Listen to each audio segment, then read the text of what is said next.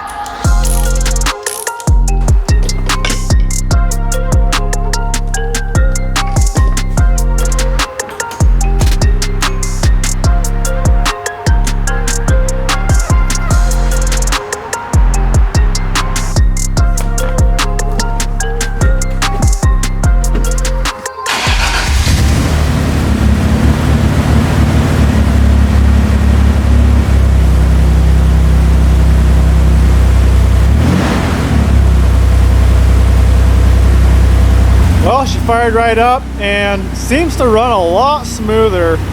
It's not backfiring and missing really loud. It does have some exhaust leaks, so that's what you hear there. But it seems to run a lot smoother already, so we'll get it warmed up and see if it continues to run smooth. I still want to test those injectors, make sure everything was good with those. You can hear it's kind of starting to miss a little bit now.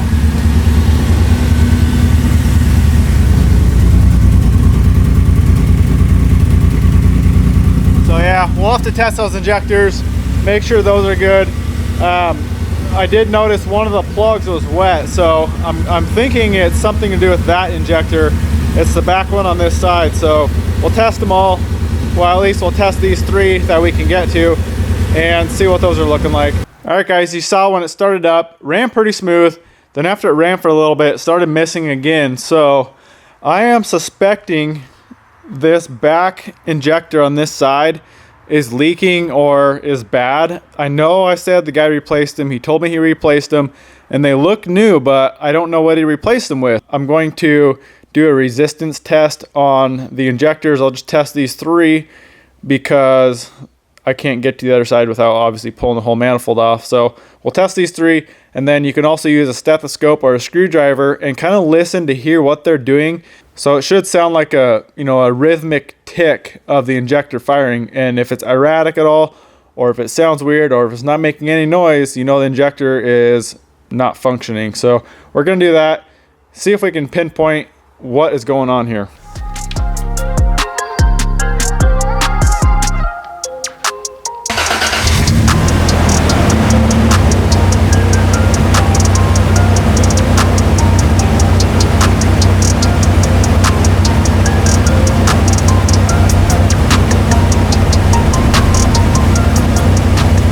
Alright guys, the injectors ohmed out fine and they sound really good. So I got a couple other codes that popped up. One being bank 1 lean, and then a number 1 igniter failure, or igniter malfunction or something. So I got to do a little research on that, see if we have anything else we need to test. I tested all the coils. They all tested fine. Obviously you have new plugs and wires. So last thing I think is something to do with fuel injectors, but they sound good, so I don't know. We'll see. All right, boys, found one other issue. I don't know if it has anything to do with how it runs, but the alternator isn't wired in at all. So here's the plug for it. So it's basically just a dead end. So what I need to do is splice the original 3.0 alternator wiring into this harness because the plug is different. And I'm just going to kind of temporarily do it for now. I want to take this whole harness out and obviously redo some of these wires. I have no clue what's going on in here. Everything looks like it's just kind of hacked together. So I'm going to pull this whole harness out and redo it. But for now, I'm just going to cut this plug off, splice it into this, and this is actually already hooked up. I already checked. It's hooked into my fuse box where it should be. So that wire should be fine for now. So let's splice this in and see if it changes anything. Because I know when you're not getting full juice, full power to the electronics on the truck, stuff can act weird. I've had some very, very strange problems that all had to do with just not enough electrical power.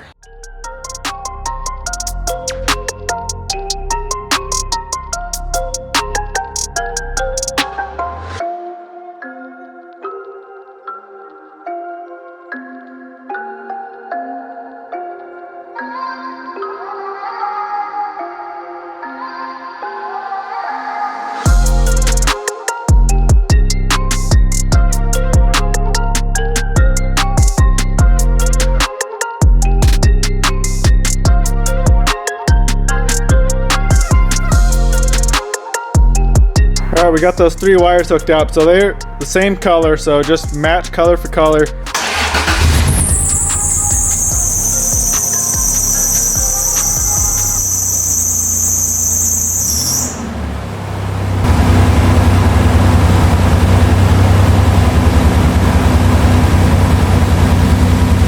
All right, guys, battery is charging now, so at least that's out of the way. It doesn't run much different.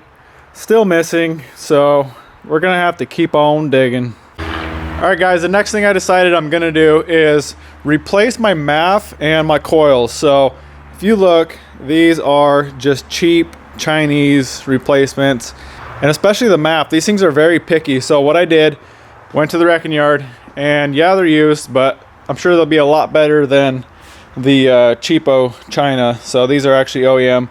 So we got a MAF and some coils. So first I'm gonna swap that MAF on, try that, and then if that doesn't do anything, we'll swap coils.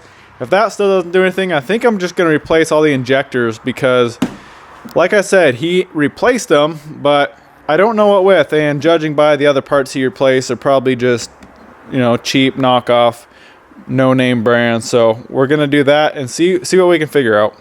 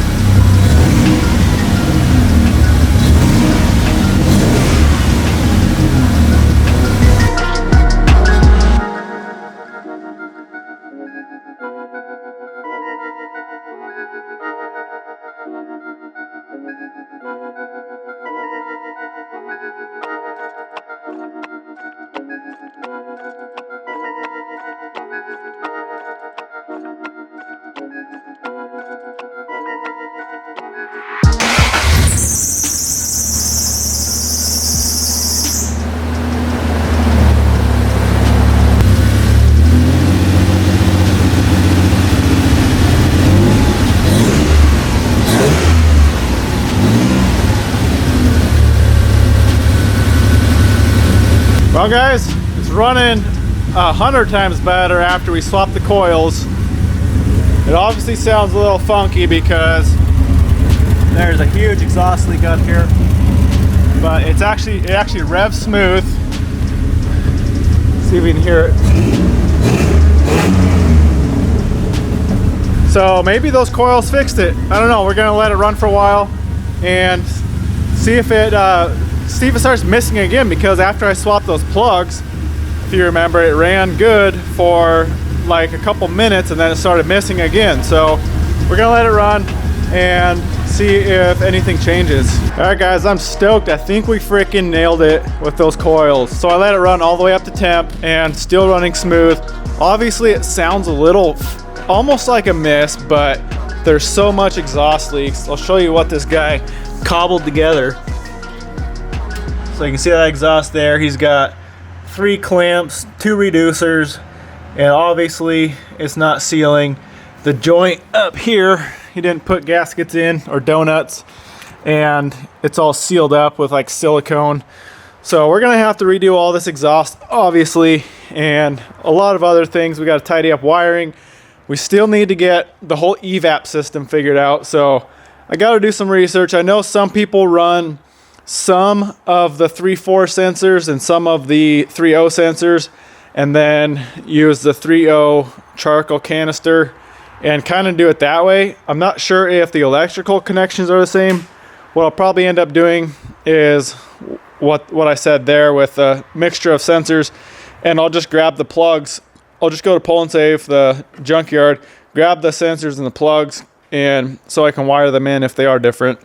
And then obviously we just need to go through this thing and tidy up all this guy's screw up. So obviously I want to redo a lot of these vacuum lines, and literally a lot. So one other thing that is kind of a pain in the butt this guy didn't do while the motor is out is relocate the dipstick. So with this pan, this is a 3.0 pan, or I think maybe a T100 pan. I can't remember exactly what it's from, but the front is really shallow right where the dipstick goes. So the dipstick right now literally hits the bottom of the pan right here and doesn't even read your oil. So the problem with that is you need to relocate it, and you relocate it over here behind, kind of farther back and underneath this motor mount.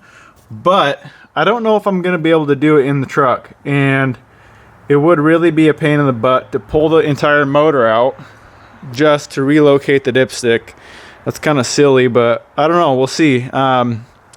I guess it's possible you could pull the motor mount, pull the exhaust manifold, pull the steering rod there, and you might be able to get access, because you got to drill a hole in the block. Some of the blocks have a blank plug that you pull out, but this block is a newer one. It's 00, I think 99 or 98 and older have that plug in there you can pull out, but this you have to drill. So you also have to pull the oil pan off so you don't fill up the pan with metal shaving. So I don't know, this motor may have to come out, and I guess the good thing about that is we can fix everything with the motor out. It almost looks like the rear main is leaking, so I would be able to replace that. The exhaust, he did a cobbled together crossover pipe. You can see up there, I guess you can't really see, it's kind of tight, but he cobbled that together, and that's probably leaking. So it may be in my best interest just to pull the motor, do the dipstick, the exhaust, the rear main, see what clutch you put in it. I'm pretty sure he put the 3.0 clutch in here. That's what he said. So if I do pull it out, I definitely do a 3.4 clutch and flywheel, but we'll see. That's all another day's project. Today I wanted to get it running good, and I think we have. All right guys, I'm gonna cut this video right here. So glad we got it running smooth. Most of the runnability issues are worked out, so very happy we got that figured out. So I think what I'm gonna do from here is pull the motor and just go through everything. The rear main is definitely leaking. I know that for a fact. It's dripping out of the bell housing, so I know the rear main is leaking. So either way, the motor's gonna have to come out for that and for the dipstick. So check back for the next video. We're gonna pull the motor, get all that stuff figured out, get it cleaned up, get the engine bay cleaned up, and we can go from there, get the motor back in and finish up the exhaust and all that kind of stuff. So I really hope you guys enjoyed the video. Give it a big thumbs up, subscribe, and we'll see you in the next one.